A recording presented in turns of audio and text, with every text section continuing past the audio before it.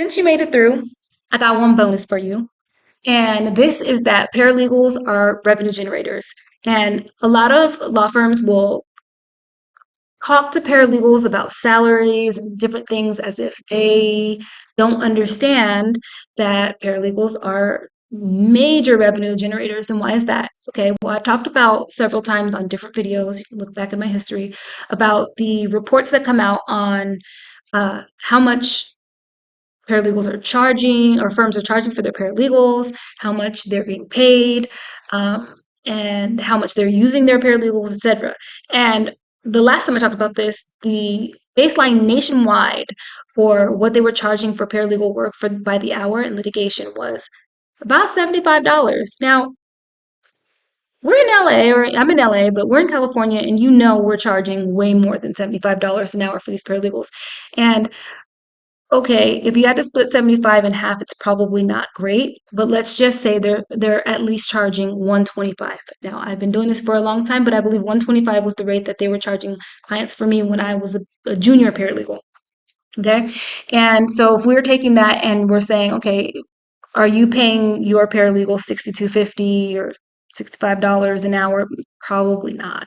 And most smaller firms are not going to pay their paralegals that way. And so I look at paralegals as, and especially with asked and answered, it's 100% ROI. And not only is it 100% ROI, if you are very strategic in how you use that paralegal and making sure that they are using most of their time to do billable tasks and really streamlining your process of how you communicate with that paralegal to give them tasks, now you're really in there.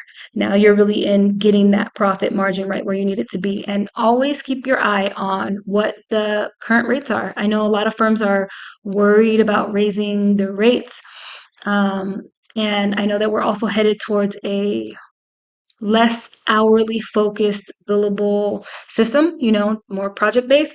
But you still have to keep in mind how many hours you are going to pay a paralegal in order to get a specific project done and how many hours you're going to need. You're going to do some budgeting there. And it's still a good idea to keep in mind at least 100% RI. You probably could go even higher. Um, Using an employee paralegal, of course, that ROI number, you're going to have to pay them a little less because you have other things that cost for that paralegal, right? You're going to have overhead, you're going to have benefits, you're going to have PTO, the list goes on, right? But when you have a freelance paralegal, it's just whatever you're paying them. That's something that we offer here at Asked and Answers, of course. Anyhow, I just wanted to give you that one bonus, and we'll talk to you next time. Bye.